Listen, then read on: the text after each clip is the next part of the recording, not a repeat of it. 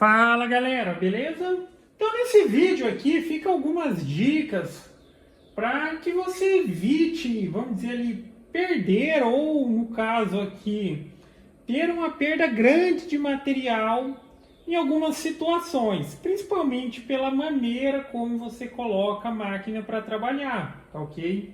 Eu vou passar aqui algumas dicas, aí a princípio fica o convite para quem quiser participar do grupo que eu criei no Facebook, seria o grupo CNC em Ação, grupo voltado para assuntos relacionados a CNC da maneira geral. Seja CNC router, CNC laser. Então, para quem tiver dica, para quem tiver dúvida, posta lá, que o pessoal também está sempre ajudando, tá? Então, vamos lá. O que eu estou falando nessa questão de evitar de perder muito material? Às vezes vai acontecer de ter perda material, mas quando acontecer isso, que seja a perda mínima. Porque dependendo de como você está habituado a trabalhar, ou para você que está construindo, que vai já montar a sua máquina, já tenha em mente isso. Porque muitas vezes, vamos dizer assim, o que seria o normal? Na CNC a gente tem que considerar alguns fatores na hora de fazer o recorte, ok? Então, basicamente, quando a gente não estiver falando de outros tipos de processo, na CNC a gente vai ter o recorte interno e externo, ok? Então pode ser quando a gente fala de recorte interno, significa que ele está dentro de alguma coisa. E recorte externo geralmente é o recorte que dá o formato da peça. Então eu posso ter uma peça que ela de fato, ela tem o formato dela, só que ela tem alguns recortes dentro. Então com isso, a gente deve seguir uma ordem lógica para fazer o recorte de recortar o que é dentro da peça e depois por fora. Se eu recorto por fora, essa peça ela vai se soltar e obviamente na hora de recortar por dentro, a gente vai ter problema.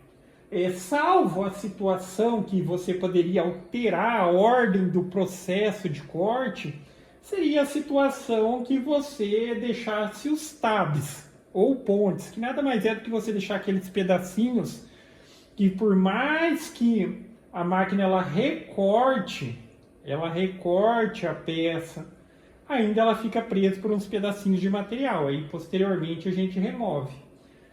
Só que não recomendo que se faça isso com esse intuito. Recomendo sim que utilize tabs e tudo mais, os tabs e as pontes, mas não nessa situação de tipo, por exemplo, eu querer que a peça fique presa ali só para inverter a ordem de poder, por exemplo, recortar por dentro primeiro e depois por fora. Só que pode ser que alguma situação exija essa condição, aí faça isso. Mas no aspecto de que, por que você recomenda pontes e tabs e tudo mais? Porque, por mais que tipo não tenha, você está seguindo a ordem certinha. Eu vou recortar por dentro, eu vou recortar por fora. Ainda assim se recomenda deixar, porque dependendo do material, dependendo de como é a sua mesa de sacrifício, a peça quando ela se solta, ela pode levantar. Como é o caso aqui, eu utilizo um sistema de ripamento, então muitas vezes se eu não utilizo tabs ou pontes, quando às vezes ele recorta uma peça e ela está em cima aqui, às vezes ela vai deitar e vai ficar levantada. Pode ser que eventualmente a fresa venha e pegue nessa peça. Então utiliza pontes e tabs com o intuito de deixar no local, ok?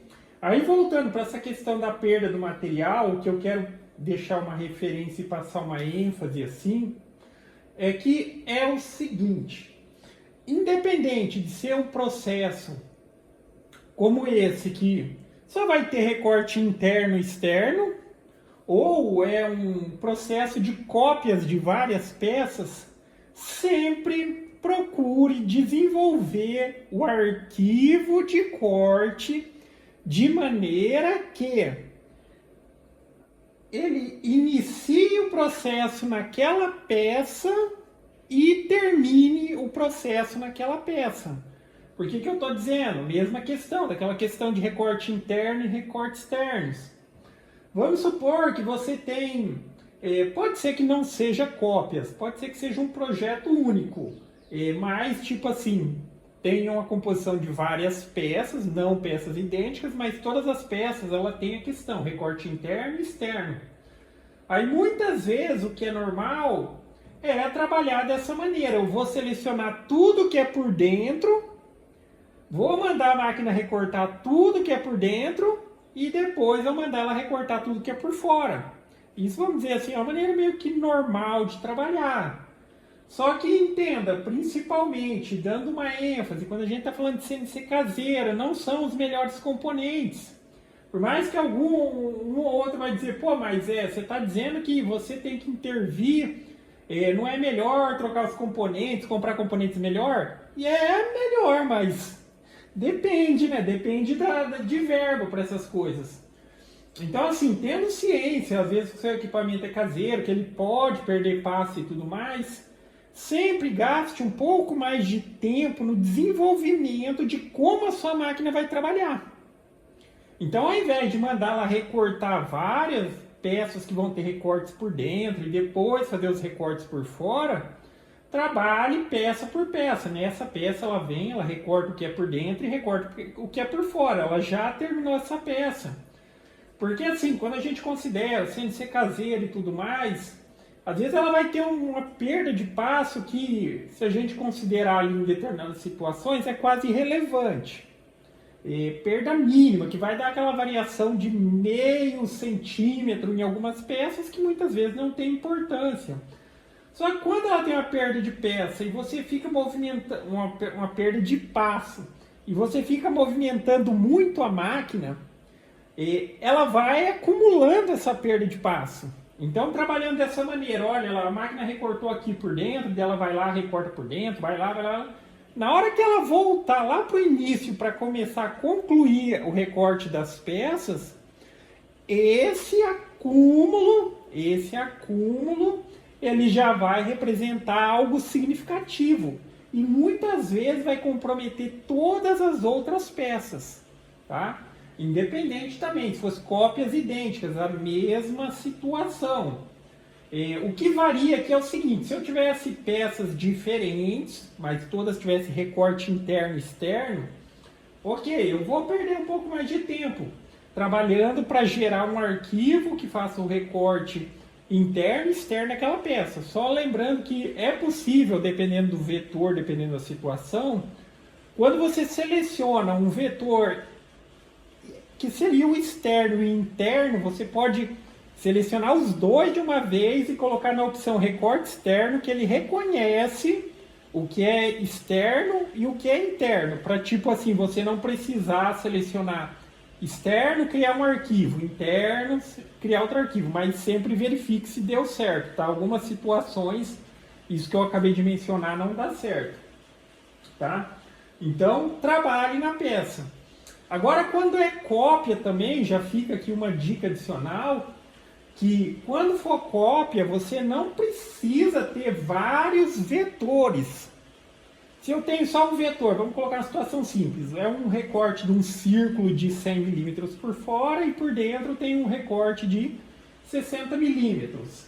Ao invés de, se eu precisasse fazer 10 cópias, eu colocar 10 cópias desse vetor, eu crio um arquivinho ali para fazer o recorte interno e externo dessa peça, vou criar o percurso de corte e depois eu faço a cópia do percurso.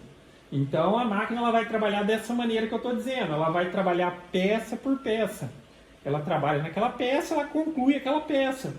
Porque eventualmente isso vale para várias outras situações. Às vezes perdeu o passo, esbarrou em alguma coisa, travou em alguma peça.